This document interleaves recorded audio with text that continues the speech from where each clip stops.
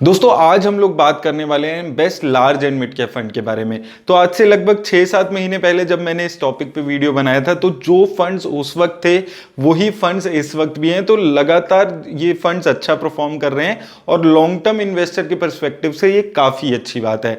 तो सबसे पहले दोस्तों हम बात कर लेते हैं कि large and mid cap funds होते कौन से फंड्स हैं।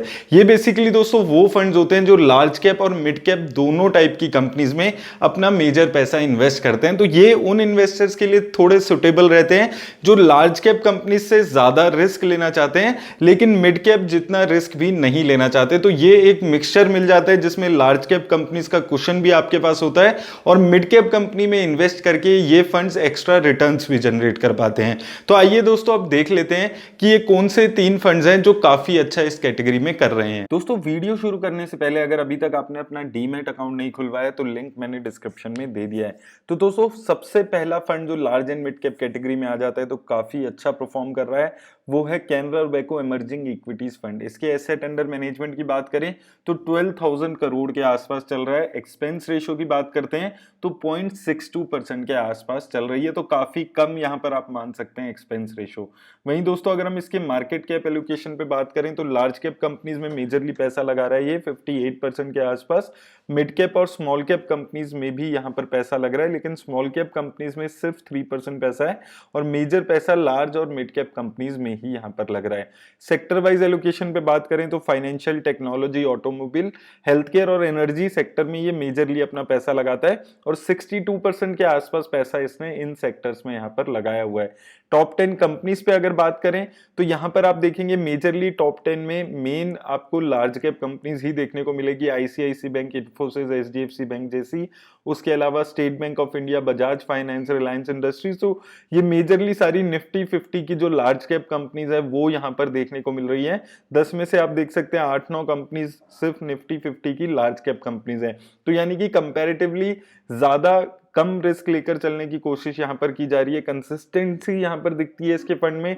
6 महीने पहले जब मैंने सेम यहां पर ये वीडियो बनाई थी large and mid cap fund की तो भी लगभग यही कंपनीज इसके पोर्टफोलियो में यहां पर दिखती थी। वहीं दोस्तों रिटर्न्स पे अगर हम इसकी बात कर लें यहां पर तो रिटर्न्स पे अगर आप बात करेंगे तो आप देख सकते हैं अगर आपने इसकी इंसेप्शन से ही पैसा लगा रखा होता 10,000 रुपए तो वो पैसा इसने आपका 61,000 के आसपास बना दिया है। 22% के आसपास की रिटर्न इस फंड ने आपको जनरेट करके दी है। 5 सालों में 17%, 3 सालों में 20%, 2 सालों में 43% के आसपास की और 1 साल पहले अगर आपने पैसा लगाया होता तो 21% के आसपास की रिटर्न्स यहां पर दिखती हैं। तो सिंस इंसेप्शन काफी अच्छी रिटर्न्स इसकी हैं और कंसिस्टेंसी से यहां पर रिटर्न आपको देखने को मिल रही है। 3 सालों में अच्छी रिटर्न है 20% के आसपास। तो एक कंसिस्टेंट रिटर्न है उन इन्वेस्टर्स के लिए जो स्मॉल कैप कंपनीज में पैसा लगाने का रिस्क नहीं लेना चाहते। दूसरा ही कंपनी दोस्तों यहां पर आ जाती है Mirae asset emerging blue chip fund. वहीं इसके एसेट अंडर मैनेजमेंट की बात करें तो 21,000 करोड़ के आसपास है। अब इस फंड ने एक रिस्ट्रिक्शन लाई हुई है कि कोई भी नई इन्वेस्टमेंट, नई एसआईपी 2500 से ज्यादा की नहीं हो सकती है और लमसम इन्वेस्टमेंट इस फंड में बंद है। तो उस वजह से इसका जो एसेट अंडर मैनेजमेंट आप देखेंगे वो पिछले 1 साल से लगभग 20,000 करोड़ के आसपास ही है। तो एसेट अंडर मैनेजमेंट इसका नहीं बढ़ रहा है क्योंकि यहां पर इसने रिस्ट्रिक्शन लगाई हुई है। एक्सपेंस रेशो की बात करें तो 0.7% के आसपास की एक्सपेंस रेशो इसकी है। तो काफी कम यहां पर आप मान सकते हैं एक्सपेंस रेशो को भी। कंपनीज पे बात करें सबसे पहले अगर मार्केट कैप वाइज एलोकेशन में देखें तो लार्ज कैप कंपनीज में यहां पर भी सबसे ज्यादा पैसा दिखता है 59%, मिड कैप में 38% और यहां पर भी स्मॉल कैप में कम ही एलोकेशन है। सेक्टर वाइज एलोकेशन तो आप देखेंगे तो कैनरा रोबेको जैसी ही इसकी भी दिखती है। Financial, health care, technology, automobile और एनर्जी सेक्टर। क्योंकि ये मेजरली आप देख रहे हैं लार्ज कैप कंपनीज में पैसा लगा रहा है तो फाइनेंशियल, टेक्नोलॉजी, ये निफ्टी 50 के जो सेक्टर है यहाँ पर अच्छा खासा एलोकेशन देखने को मिल रहा है। कंपनीज पे अगर बात करें टॉप 10 तो यहाँ पर भी आप देखेंगे तो निफ्टी 50 की काफी कंपनीज है। ऊपर की 6 कंपनीज निफ्टी 50 की ही कंपनीज हैं। ICICI bank, HDFC bank, Infosys, Axis bank. तो आप देखेंगे कि इसने 4 बैंक्स को अपने पोर्टफोलियो में यहाँ पर शामिल किया हुआ है। उसके अलावा रिलायंस इंडस्ट्रीज और इन्फोसिस भी यहाँ पर दिख रहा है।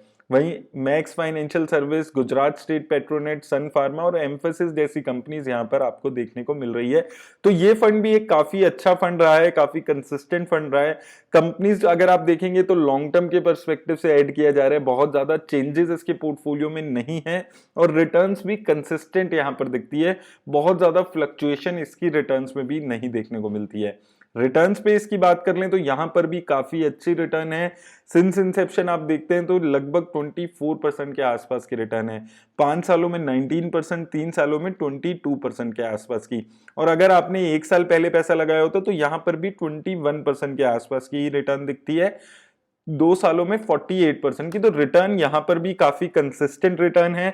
और दोस्तों देखिए, large and mid cap fund में फायदा है होता है क्या लगाने का, कि आपको रिस्क भी आप ले रहे हैं अपने पोर्टफोलियो में, लेकिन आपके पोर्टफोलियो को एक कुशन भी मिल रहा है, क्योंकि ये फंड थोड़ी अपनी मार्केट सिचुएशन के हिसाब से लार्ज और मिड कैप कंपनीज में थोड़ा बहुत चेंजेस कर पाते हैं। तो वो एक काफी पॉजिटिव बात हो जाती है फंड में इन्वेस्ट करते हुए। और दोस्तों तीसरा फंड जो यहां पर आ जाता है वो आ जाता है यहां पर एक्सिस ग्रोथ अपॉर्चुनिटीज फंड। हालांकि बहुत ज्यादा पुराना फंड नहीं है, ये लगभग 3-3.5 साल पुराना ही फंड है, लेकिन फिर भी इस कैटेगरी में ये फंड मुझे काफी अच्छा लगता है। लगभग आप अगर मेरी वीडियोस देखते हैं तो 1-1.5 साल से मुझे ये फंड काफी अच्छा लग रहा है और ये फंड भी काफी कंसिस्टेंटली परफॉर्मेंस अपनी दिखा रहा है।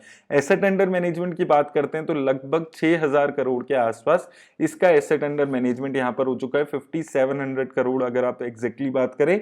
एक्सपेंस रेशियो इसका सबसे कम यहां पर देखने को मिलता है इन तीनों फंड्स में, 0.5% के आसपास। वहीं दोस्तों अगर हम बात करें इसकी मार्केट कैप एलोकेशन पे, तो इसने ज्यादा पैसा मिड कैप में लगाया हुआ है in comparison to large cap. तो यहां पर आपको ये समझना है कि अगर आप इस फंड में पैसा लगाते हैं तो कंपैरेटिवली रिस्क ज्यादा होता है, क्योंकि ये मिड कैप में एलोकेशन ज्यादा करके चल रहा है। तो आप इन्वेस्ट करने से पहले इस चीज का भी ख्याल रखें इस फंड में। वहीं दोस्तों अगर सेक्टर वाइज देखते हैं तो यहां पर भी फाइनेंशियल टेक्नोलॉजी सेक्टर ज्यादा एलोकेशन रख रहे हैं।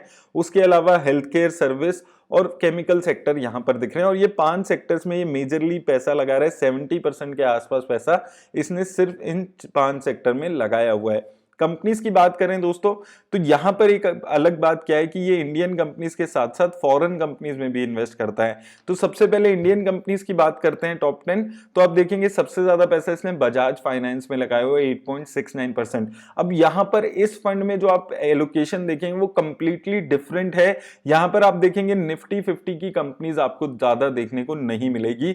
तो यहां पर इस फंड में पैसा लगाने से आपके पोर्टफोलियो में अच्छी डाइवर्सिफिकेशन भी आपको मिल सकती है और रिस्क भी थोड़ा स्लाइटली हायर होता है, क्योंकि ये बहुत बड़ी कंपनीज में ज्यादा एलोकेशन नहीं करके चल रहा है। PI industries, Tata Elxsi, Cholamandalam investment जैसी कंपनीज देखने को मिल रही है। उसके अलावा टोरेंट पावर, इन्फोसिस जैसी कंपनीज भी इसके पोर्टफोलियो में यहां पर शामिल है। तो कंप्लीटली काफी डिफरेंट पोर्टफोलियो इस फंड का मेंटेन करके चल रहा है। अब ये फंड इंडियन कंपनीज के साथ साथ फॉरेन कंपनीज में भी अच्छा खासा एलोकेशन करके चलता है। 20 से 25% पैसा ये फॉरेन इक्विटी में भी आपका इन्वेस्ट करता है। अगर हम टॉप 5 कंपनीज की बात करें फॉरेन कंपनीज की, तो आप यहां पर देखेंगे दोस्तों माइक्रोसॉफ्ट, गूगल, अमेजॉन, वीजा और यूनाइटेड हेल्थ ग्रुप जैसी कंपनीज यहां पर देखने को मिलती हैं और 1-1.25% के आसपास एलोकेशन है। तो किसी एक पर्टिकुलर फॉरेन कंपनी में बहुत ज्यादा एलोकेशन ये नहीं कर रहा है। और टोटल आप देखेंगे अगर इसके पोर्टफोलियो में कंप्लीटली तो 20 से 25 कंपनीज फॉरेन कंपनीज हैं, लेकिन एलोकेशन बहुत कम है।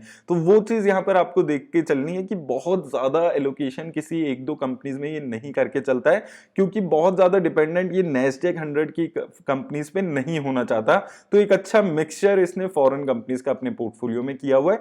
इसलिए ये फंड मुझे अच्छा लगता है, क्योंकि ये काफी अच्छी डाइवर्सिफिकेशन पोर्टफोलियो को प्रोवाइड करता हुआ दिखता है। रिटर्न्स पे दोस्तों अगर इसकी हम बात करते हैं तो अगर आपने इस फंड में 3 साल पहले पैसा लगाया होता तो वो पैसा आपका 26% के आसपास की रिटर्न दिया, यानी कि 10,000 की लागत आपकी लगभग 20,000 के आसपास बना दी है। 2 सालों में 47% की रिटर्न यहां पर दिखती है। और अगर आपने इस फंड की इंसेप्शन में यानी कि लगभग आप देखिए अक्टूबर 2018 के आसपास इन्वेस्ट किया होता तो इस फंड ने आपको 25% की रिटर्न दिया। और ये फंड पिछले 3 सालों में one of the best performing large and mid cap fund यहां पर चल रहा है। लेकिन ये फंड थोड़ा रिस्क भी ज्यादा लेता है, तो इसलिए यहां पर रिटर्न्स आपको अच्छी देखने को मिल रही हैं।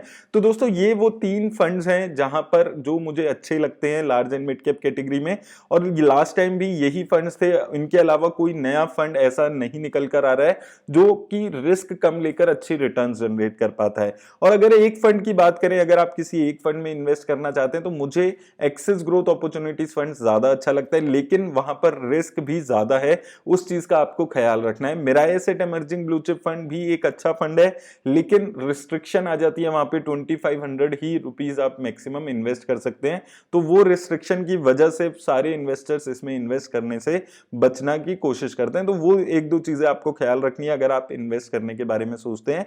और दोस्तों, जैसे कि मैं आपको हमेशा बोलता हूं, किसी भी फंड में इन्वेस्ट करने से पहले आप अपने फाइनेंशियल एडवाइजर से ही बात करके हमेशा इन्वेस्ट करें। मेरी तरफ से बस इतना ही दोस्तों, धन्यवाद।